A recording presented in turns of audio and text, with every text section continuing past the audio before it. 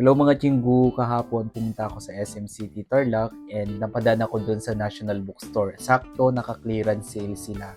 And ang daming pwedeng bilhin dun guys na asing bagsak presyo talaga. And isa sa napansin ko doon yung mga pencil case organizer kaya napabili ko. Ang mura lang niya kasi nagkakahalaga lang siya ng 65 pesos ang isa. So ito siya. Yan yung napili ko. Yan yung kanyang design dino at then 'di ba? Ang cute ng design niya. Alam niyo naman ako guys na mahilig akong mag-arts, mahilig akong magsulat, kaya yung mga pencil pwede ko ditong ilagay, yung mga pencils and mga highlighter na ginagamit ko, pwede ko silang ilagay dito para mas maayos. Kaya tara. Oh! Kaya i-unbox na natin. Alright! Umpisahan natin i-unbox to. Yung packaging niya, medyo luma na siya, pero yung sa loob, bagong-bago pa siya. Bagsak presyo na to guys. Kung kayo yung tipong tao na sobrang ma-organize, magugustuhan nyo yung mga ganito.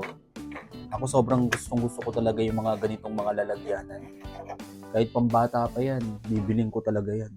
Basta maganda yung quality. So yan yung kanyang design. Tignan nyo yung design niya, grabe, sobrang ganda. Dinosaurs. And then may 5-star pa dito, yung pinaka-con niya. Ang tag dito, zipper. Yun.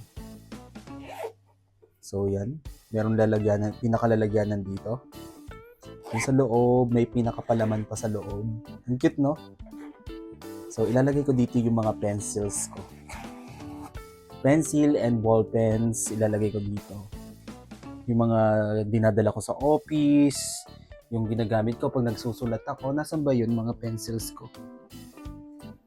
So, alright, ito siya. Yan. Lalagay ko siya. Tignan nyo naman, di ba? May mga highlighter ako dito, ball pen. So, ilalagay ko yan para naka-organ. May ruler pa ako. So, ilalagay na natin siya dito para mas maayos.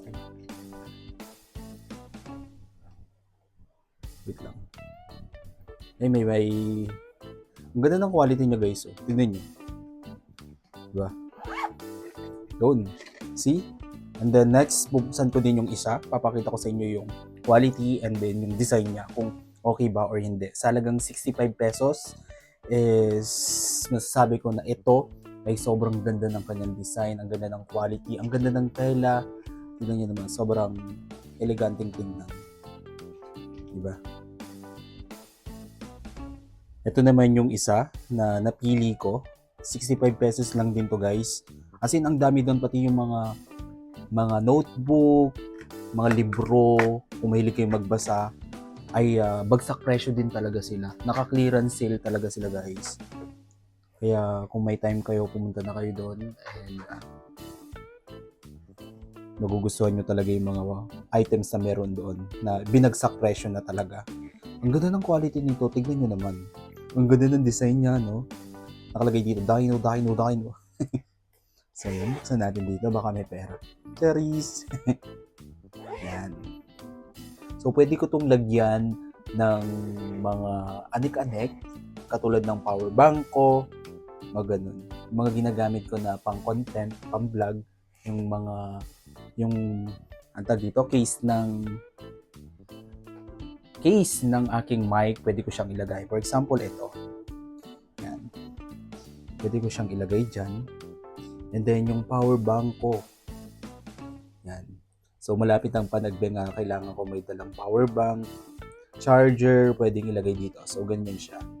Diba? Mas maganda at naka-organize yung mga gamit natin. Diba? Mas mabilis nating mahanap kung saan siya nakalagay. Kasi yung pakalat-kalat. Ako kasi yung tipong tao na sobrang ma-organize talaga, mga Chinggu. Kayo din ba? So yun lang mga Chinggu, pinakita ko lang sa inyo yung nabili kong mga pencil case bags na ang ganda ng quality na I'm sure most of you ay magugustuhan din. Kaya sugod na kayo guys sa lahat ng National Bookstore ngayon kasi nakakuan sila guys, naka-clearance sila as in ang dami-dami talagang pwedeng bilhin doon. Ako, hilig ko talagang bumili ng mga organizer bag, mga ganon. para yung mga gamit na meron ako, yung maliliit, ay mailalagay ko siya. So, ayan po guys. So, ito naman sa Mr. DIY ko to binili. Ilalagay ko naman dito yung mga kung ano-anong mga anik-anik. Like ito, ginagamit ko sa pagbablog din pag nasa ako dagat or ilog.